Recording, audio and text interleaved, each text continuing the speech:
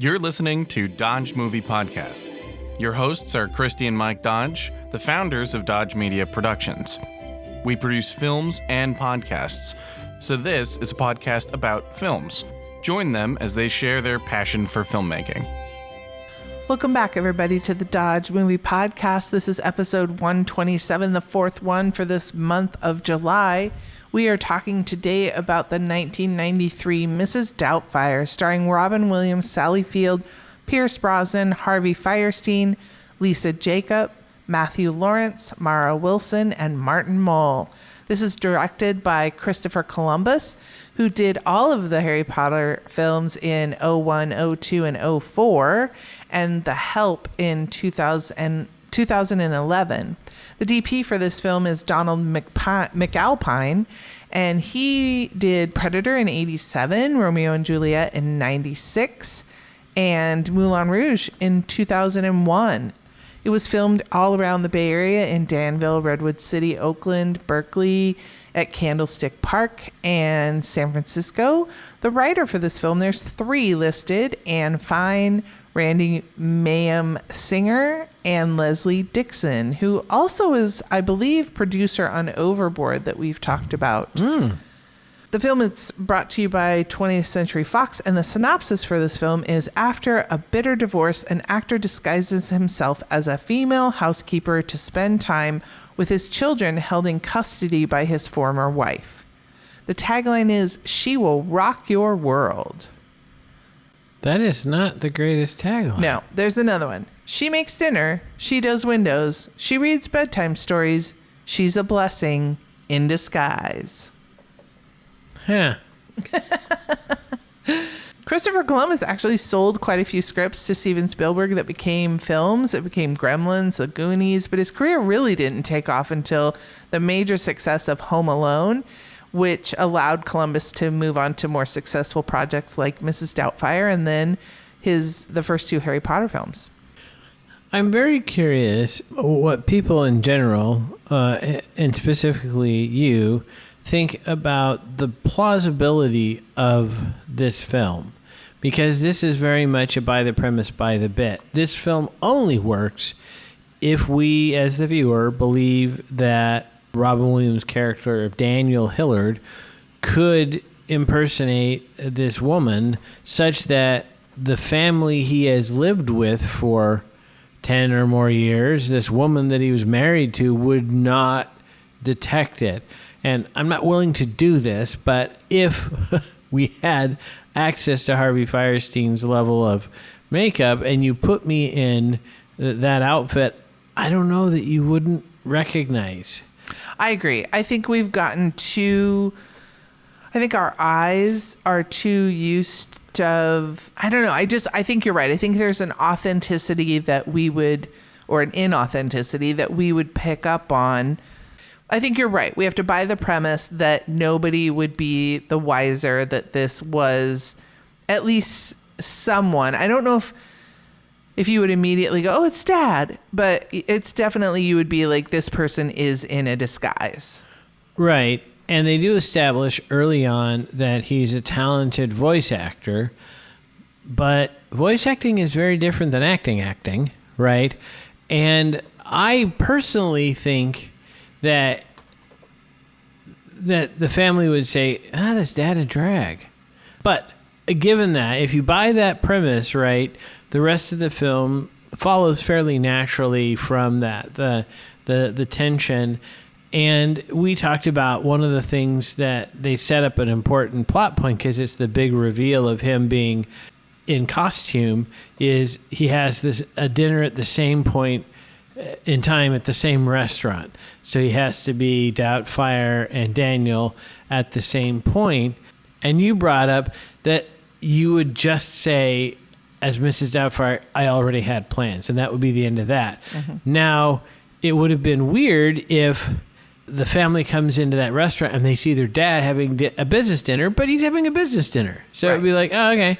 And I think the reason that he doesn't do that is he probably is trying to block, let's say, Pierce Brosnan from getting closer to his soon-to-be or ex-wife. So that definitely raises the stakes why maybe as Doubtfire he didn't want to not go to the dinner, and he definitely caused an issue that night that caused that prevented Miranda, I think, from going out with Stu that night. So early in the film, why don't you kick us off with your pickup line, and then we'll get into more of the film. Figaro. He also doesn't support my theory, but he sings Figaro many times actually in a row. And so much so that I was like, wow, he had to learn some Italian, I think, to do that scene. He had to learn scene. that song. Yeah. Right? Yeah, I was impressed. Yeah, he was able to sing it as well very quickly. And in a different language. So that was the one kind of nitpick I had a little bit with that was he's doing the voices for two characters, right? Like the bird and the cat. And as far as I understand, they record each character independently. Not only that, I think they would just get two actors, unless it was like a very, very, very indie. But that didn't. Yeah, it didn't seem to track be with. But from the category of couldn't be made today, both the director and every sound technician were smoking like chimneys. Right. I mean, it was kind of ridiculous how much That was cigarette for smoking. a gag, though, Yeah, it was I for the think. gag, absolutely. But maybe, I mean, people who record probably could, back in the day when you could smoke indoors, Right. that there probably a lot of people were lighting up. And there's a plot point where at the restaurant they talk about smoking versus non-smoking, which it was a very brief moment in time in California when they went from you could smoke any place you wanted to now you can't smoke any place, right? All restaurants are non-smoking. So there's this window where there were two sections, and we used to laugh that you'd be on the opposite side of a planter and the smoke did not know it was not supposed to cross into non-smoking. Right. This was definitely not my first time watching this. I don't think for you either. No. And so watching it again, what did you think of, I guess let's start with story. I like the story and the way it's written. We early on see this argument between Daniel and Miranda, and I actually was confused. They weren't divorced at the beginning of the film, but that argument, I think, realistically allows a chance of exposition to tell us kind of what is going on with those two characters, right? And there's a great line in there where it establishes his journey, where Miranda says, "Daniel, please don't joke." And as a person whose instinct is to make jokes at all times, especially when things are awkward, I totally get that, right? That was kind of, and we see that with the party and the animals, that he is not being responsible, right? He's just stuck in a child's mode. And you feel for Miranda, like, why would she want to raise 4 children, right? So you can kind of see that. And then this role of Doubtfire allows him not so much to, it's not about the gender, really. It's more about, it's this mask that he can put on that allows him to change, to decide to be a new person. Just like when you go off to college, nobody knows you, so you can be whoever you want to be. So when he put on the prosthetics and the wig, he could be anyone he wanted to be. He was no longer trapped in his own past history. And his reception from her, like when he walked up, anytime he walked up to her house, she's now bringing all of the baggage from their past. And Right. so, but Doubtfire, it was a whole new person. So it's kind of interesting, though, but he traded some things because the son and the youngest daughter were immediately kind of suspicious, right? Now, the older daughter was not happy with dad before, nor Doubtfire. She was very, and there, I thought it was cleverly written that when he quits the job in the studio, the director's like, actors. And then he does something at home, and the oldest daughter goes, actors. And so I thought that was, but again, that was realistic for a teen to be much more like she doesn't like that she has to kind of take care of the littles. And so I felt like the characterization of the family was really well done. And like with the kids, we kind of want, as a viewer, want Miranda and Daniel to get back together. Mm-hmm. But the way the film resolves, they don't, and we're okay with it. So I think that's a fine line to tread, right? To not have them get back together, but still as an audience have us feel like things are okay, that there's not that tension. And so there's a little bit of kind of comic zaniness a couple times when he has to, switch back and forth between the characters real quickly. And when I first saw it, that played much better than, like, this was probably the third time, because I know what's happening. And so, you kind of, there's no suspense, right? But I felt like that part was believable in the tone of the film. And it allowed Daniel, the character, to kind of find his bliss. He, by accidentally, because he's drunk, he shows up as Doubtfire at the table when he doesn't intend to with his new boss. That allows him to get the show, which allows him to do all his funny voices and his childlike behavior and get paid for it, right? So it's like, oh, it's neat that I'm getting teary. Yeah. That he gets to back his way into that bliss. Yeah. Because we see him as a sympathetic character who can't help himself. He's like a child. Right. Yeah. I think, and that's why, of course, any kid would love a dad like that. They could totally get down on their level and hire, the petting zoo to come, and who would allow you to stand on the table while you dance and, all that stuff. But I think you nailed it. I think as a wife, that gets old pretty quick. And it's probably the thing that endeared him to her when they met, that he was so fun. Oh, sure. But, there's a certain point when, okay, the joking needs to stop. Or at least and so read the room. There's a point where he talks about when she went back to work, or when she took that job, she became the corporate stiff that she always made fun of.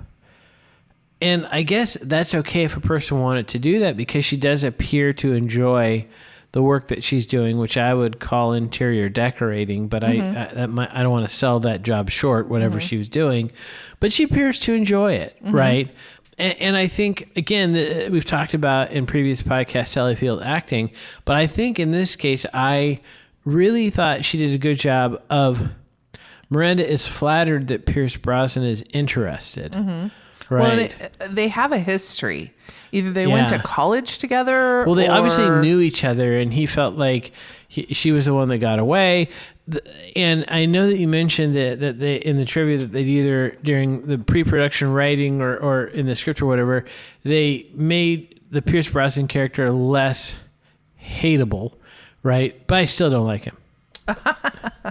And part of that is they kind of characterize him as a little too handsome, and this is credit to Brosnan's acting, because he of course made that acting choice to bring a certain plasticity or artificiality to that character.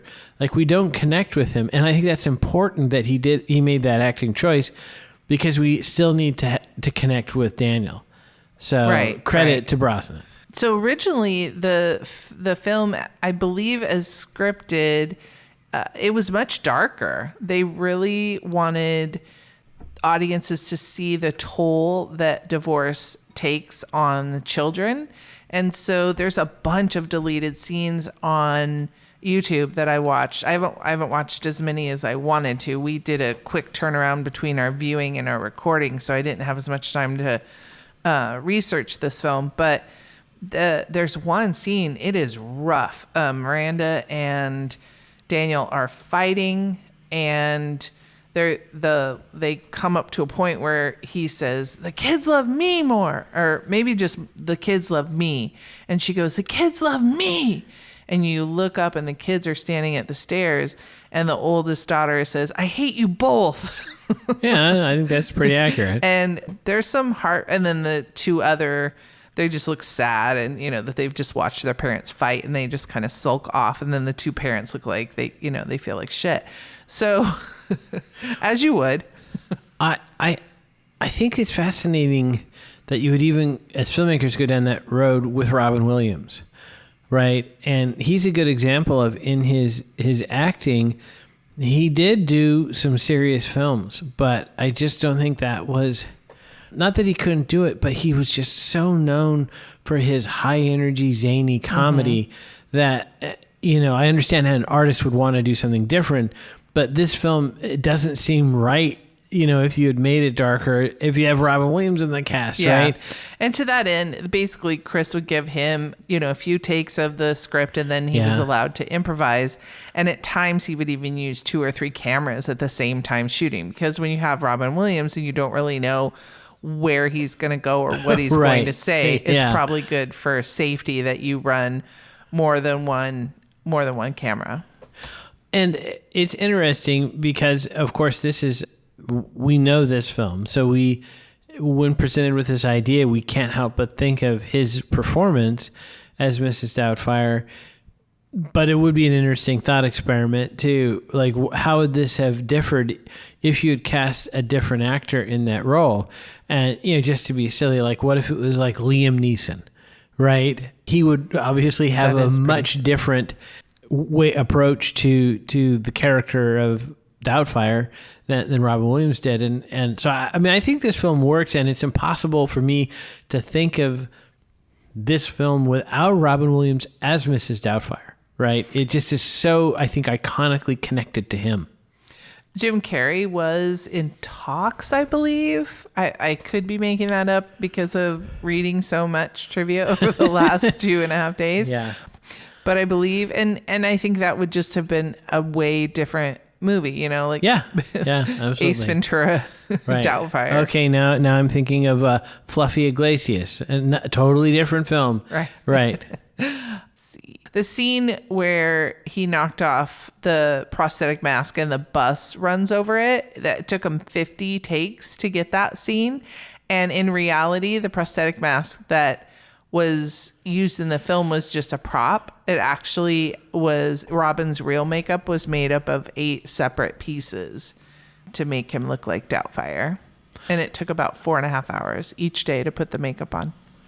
Yeah, I've always wondered back before, iPods and earbuds, what those poor actors were doing inside their skull for 4.5 hours in the makeup chair, because we know that that's before you start filming. So they get there like dark 30. Yeah, your call time is 4 hours before everyone else is rolling out. And so it's early in the morning and you're in that chair, and probably you're not supposed to fall asleep because you have to, stay stationary and give some feedback.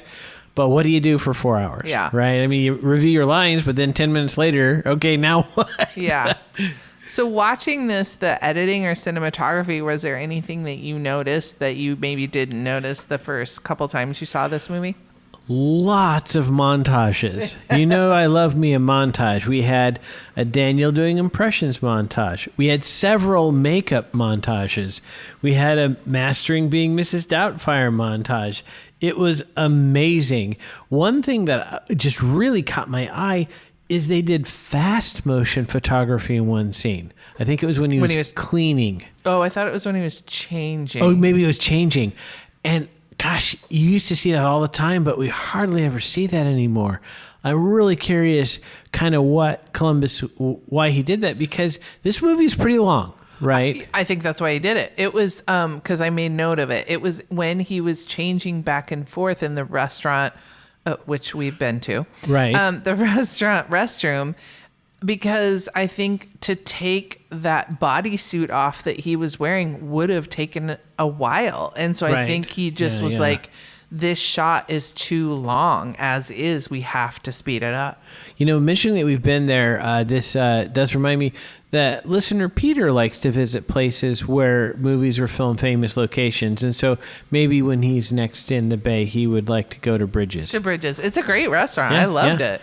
So that was the first thing that, like, I just noticed there were a lot of montages, and then there's a fast motion, but there was also a nice slow dolly shot to reveal Miranda, not Manda, at work. I thought that was well done. I think it was shot pretty well. The cinematography didn't get in the way. It wasn't one of those films where you thought somebody was really gunning for stuff for the reel. It was well done, but understated. I meant to look up the songs that are in the soundtrack, but great songs in the soundtrack.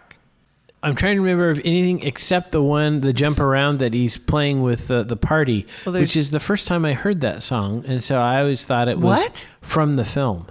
Oh, wow. Well, there's Dude Looks Like a Lady, which could take us into our conversation that we...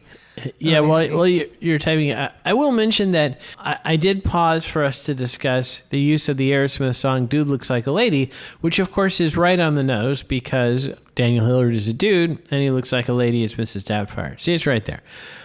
But I thought in today, when we are trying to be more sensitive toward trans people, I was curious about that song. Would that play well in 2023? And we looked at the lyrics, and the lyrics really are pretty, I would say, I wouldn't call them transphobic or anything. They're pretty straightforward. And I just remembered in the Aerosmith video that they were portraying like Steven Tyler was somehow duped by like a construction worker with long hair. And you mentioned that it was ironic because Steven Tyler had very long hair and scarves, and he had kind of a weird look himself. Energy. Yeah, right? So, and maybe that's why that worked well. But yeah, okay, that was one of the songs, Dude Looks Like a Lady. So I meant to do my homework, everybody, and I apologize. I will include 2 articles that I am going to read, but just didn't get it done in time for our recording. So the film was made into a musical, and when that was done, there was... I think just some more knowledge, and we had come a ways since 1989, and so some people were saying, "Is this okay? Is it? How do we feel about this man dressing as a woman, and is it insensitive to the queer community?"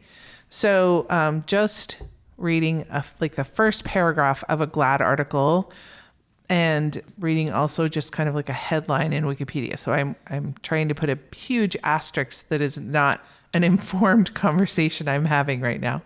But it sounded like the queer community was okay with Mrs. Doubtfire because he wasn't trying, like you mentioned at the top of this episode, he wasn't trying to be a woman, or he wasn't trying to be a drag queen, or he wasn't trying to... I guess I've said it, embody a woman. He was trying to embody a character that his wife would look at as a new person and give, I guess, open opportunity. I'm stumbling with my words, but would not be critical in the same way that she was critical of Daniel. And so because of that, it seemed like overall the queer community, well, I shouldn't say the queer community, the people that wrote these articles in response to this question, is Mrs. Doubtfire, does Mrs. Doubtfire need to be canceled? Those are my words. But, they seemed okay with it. Well, I think so, because it's not making fun of any trans people. It's not trying to say anything about gender. It's really about what you would do using your resources, which is acting, to see your children. And we have dialogue that establishes that his huge motivation is to be around with his children.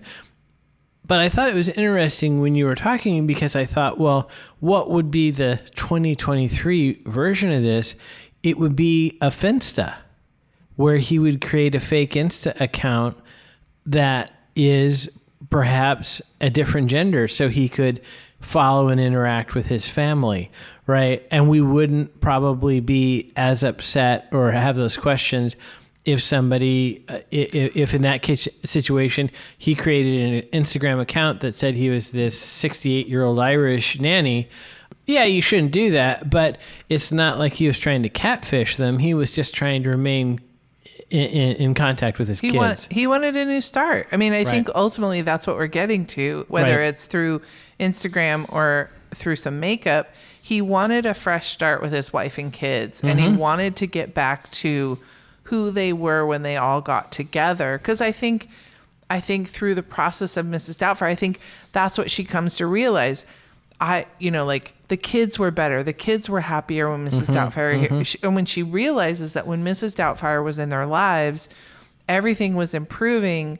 She realized we just need that, that energy, that intention in our lives, it doesn't have to come in the form of Mrs. Doubtfire. And the character of Mrs. Doubtfire, independent of gender, but that character, by adopting that, Daniel was setting the standards for himself as a father that he should have all along. Yeah, I think that's the scene with where the kids are watching TV and he comes in, right? Daniel would have never done that because he didn't want to be seen as not the cool dad. Right, he wanted to be their buddy. But in the form of Mrs. Doubtfire, he had the confidence to walk in and kind of lay down some rules, and he was willing to have the kids not like him for that moment because he could see that this is what was good for him in the long run. Yeah, so in some sense, Mrs. Doubtfire was the idyllic parental role. And by establishing it as a role that he was acting, it allowed him kind of the permission to be that character. So I actually, I would be very upset, or I wouldn't say upset, I'd be sad if someone felt like Mrs. Doubtfire was in any way commenting on gender. It wasn't that, it was just a role.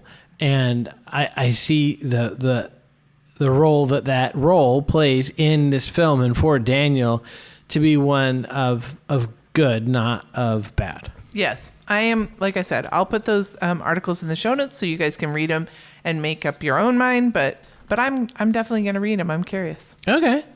Was there any head trauma in this film? Oh, there was my favorite line of this film. Yeah, you've quoted this a lot since you saw this. It was a run by fruiting. Mrs. Doubtfire throws a lime. I thought it was an orange, but you were correct. You remember correctly. It's a lime into the back of Pierce Brosnan's head. Now, that's probably actually better for both the narrative and the actor, because I used to work with a guy who grew up in Florida, and he and his brother would pick oranges for money. And apparently, when your older brother has a good arm, there's a such thing as an orange fight, which is like a snowball fight, but much more painful. I think a lime would be more painful than an orange, though, because limes are hard. I've juiced a couple limes recently in cooking, and an orange, depending on its ripeness, can have like some give to it. Yeah. And a lime can feel like a baseball. You know how a baseball is like, it's hard. I think this fellow said that it was the heft, the weight of the orange was the problem. So you're right. Perhaps the hardness of the lime would make up for its lower mass. Either way, probably not a lot of fun. No, that would hurt. So that's our only... that's the only head trauma that I made note of. How about a smooch? Smoochie, smoochie, smoochie. I don't have record of a smooch. I don't remember any smooching between either Pierce or Robin and Sally. Okay. And then a driving review. So there wasn't a lot of driving review. Daniel drives a brown 88 Chevrolet Caprice Estate wagon, which is absolutely a practical car for a father of 3 children. My question was, in 1988, when they presumably bought it, didn't we have minivans? That seems like a minivan might have been in San Francisco. The shorter wheelbase of a minivan maybe would have made a bit more sense. I know we would have, because I learned to drive in a minivan, and that would have been in 87. Yeah. Miranda is driving a 93 Volvo 850, so that says that she's very boring, but also she gets paid a whole lot of money because Volvos weren't cheap back then, and that's a brand new car in the era. So she was obviously doing okay. And just a nice little cameo. I noticed that there was a silver 81 Honda Accord parked at a stoplight when he's walking in the crosswalk as Doubtfire. And period correct, I had a blue 81 Honda Accord that I learned to drive on, and I recognized those 4 little tiny headlights anywhere. That was nice. How fun. Shall we go to the numbers? Let's go to the numbers. Okay. This film, made in 1993, had a budget of $25 million. It made $219 million. Adjusted for today would be like $488 million. Yowza. Yeah. Worldwide, it made 441.2. And so there was talks of a sequel. A sequel. Oh. In fact, Bonnie Hunt actually wrote a sequel, and Robin wasn't exactly fond of it. And so there were a bunch of rewrites, and it went back and forth, and it kind of came up again in the 2000s. And then sadly, when Robin died, then it pretty much got shelved for good. So I just saw a reference today to, in pre-production, Pitch Perfect 4. Oh. What? Yeah, that's interesting. I don't know where they would have gone with that, because they resolved the narrative question about whether he was going to keep joking or not. It's in the wiki. I can't remember now. I don't. It's referenced in the wiki, but I can't remember. Yeah, I could do some research if I'm that curious. It gets a 7.1 out of 10 on IMDb. Critics were a little cooler on it, but about there, 70%, and audiences liked it a little bit more at 77%. You did mention that it was a bit long. It is over 2 hours at 2 hours 5 minutes. It's rated PG-13 and listed as a comedy drama. And it won a ton of awards for makeup, of course. Yeah. Robin won the Golden Globe for Best Performance by an Actor, and it won Best Motion Picture. It won a People's Choice Award. That Best Picture wasn't an Oscar Best Picture. That was... No, Best People's Choice Awards. Okay. Yeah, at the Best People's Choice Awards, the film won. And then Robin Pierce and Harvey won for Best Actor and Supporting Actor at the American Comedy Awards. And it got many, many, many other nominations and won a few more. We actually, I'll mention, we watched it on Hulu. So if you have a Hulu subscription, you can enjoy Mrs. Doubtfire this month. Give us a call or text us at 971-245-4148 to give your guess at what you think this month's theme is. Or you can email me at christy@dodgemediaproductions.com. All of that will be in the show notes, as well as a whole lot of links for this one. And never forget, Dodges never stop, and neither do the movies. Thanks for listening to Dodge Movie Podcast with Christy and Mike Dodge of Dodge Media Productions. To find out more about this podcast and what we do, go to dodgemediaproductions.com. Subscribe, share, leave a comment, and tell us what we should watch next. Dodges never stop, and neither do the movies.